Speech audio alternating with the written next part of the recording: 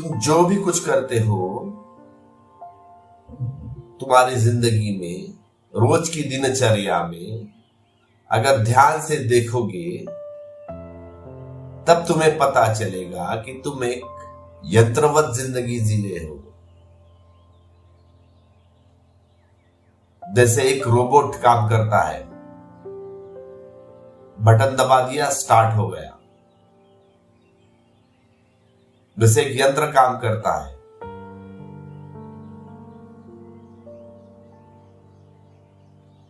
जैसे तुमने पूरा सेटिंग कर दिया है, मशीन का बटन चालू किया, प्रोडक्शन चालू हो गया, उसका वही काम है। और बटन बंद कर दिया, मशीन बंद।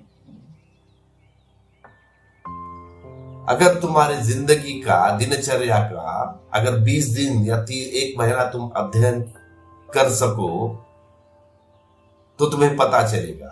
तो कभी एक प्रयोग करना है 1 महीने भर के लिए। तुम्हारी रोज की जो दिनचर्या है वह तुम्हें लिखना है। तुम सोमवार को क्या करते हो, मंगलवार को, बुधवार को, गुरुवार को सवेरे क्या करते हो, दोपहर में क्या करते हो और शाम में क्या करते हो, रोज का लिख के रखना।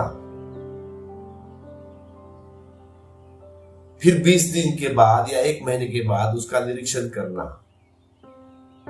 तब तुम्हें पता चलेगा कि तुम जो भी कुछ करते हो वह पहले से अनुमानित होता है। तुम्हारी जिंदगी एक मुर्दा हो चुकी है, तुम जीवंत नहीं हो।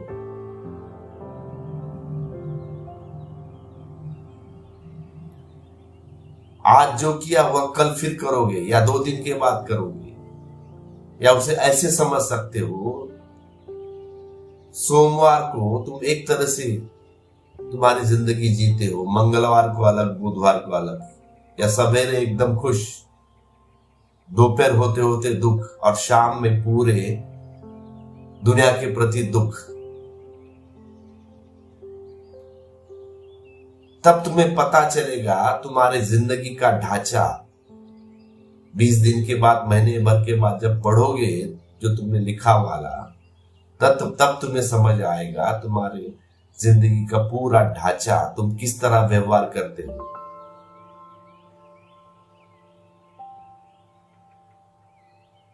यंत्रवत जिंदगी और यंत्रवत जीना मतलब दुख में जीना है। तुम्हें वहां वैसे जीना नहीं है।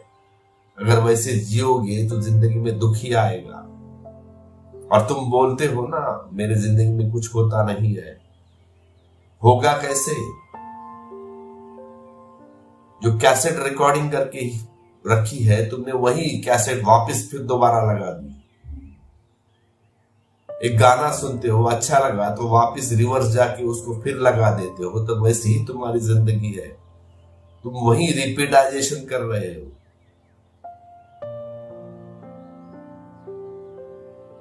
तो कल जो हुआ था या 2 दिन के पहले जो हुआ था तुम्हारे जिंदगी में, जैसे तुम रहे थे आगे भी वैसे ही रहोगे। फिर तो जिंदगी में बदलावट कुछ नहीं आने वाली है।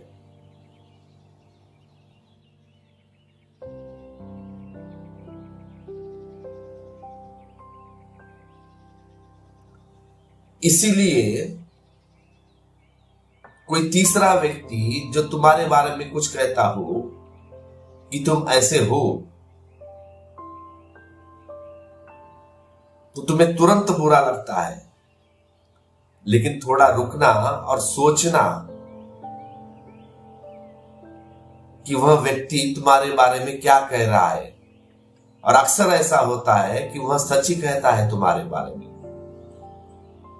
अगर कोई तुम्हारे बारे में कोई राय देता है और तुमसे ही कहता है तुम ऐसे व्यक्ति हो, तो 99.99% वह व्यक्ति सच कह रहा है। लेकिन तुम्हें तुरंत बुरा लगेगा और कहते हो तुम, मैं वैसा थोड़ी हूं। जहां पे सच होता है वहां तुरंत तुम्हें दुख होता है।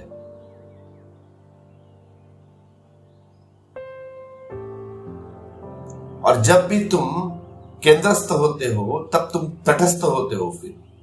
फिर तटस्थ होकर देखना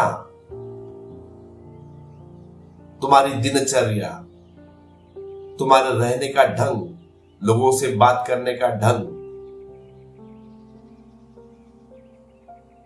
सोचने का तरीका। और जब तक तुम केंद्रस्थ नहीं होते तब तक तुम तटस्थ रूप से देख नहीं सकते।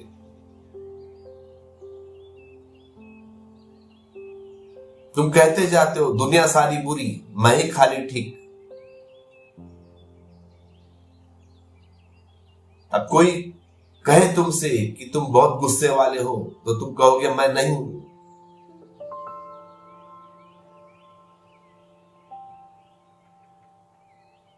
तुम बोलोगे मैं गुस्सा नहीं करता हूं। तो होता क्यों है? तुम तटस्थ नहीं हो अपने केंद्र पर। तुरंत गुस्सा आएगा कि लोग मेरे बारे में ये गलत धारणा रखे हैं।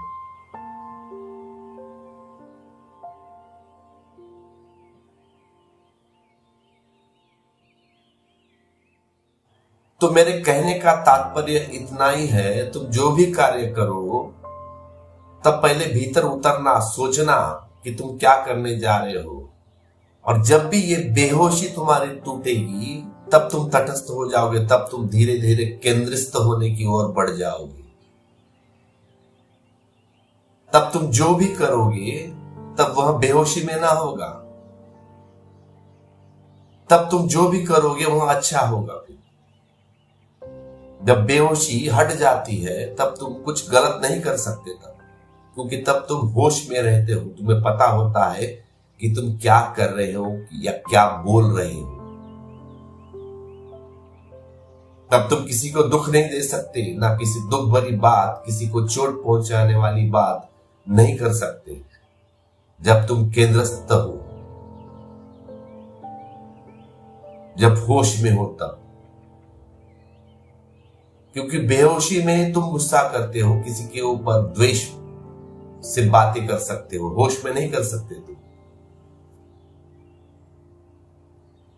तब जो भी करना या जो भी बात करनी है पहले सोचना, फिर करना वह चीज, फिर देखो वह जीवन में कितना आनंद, कितना सुख तुम्हें मिलेगा।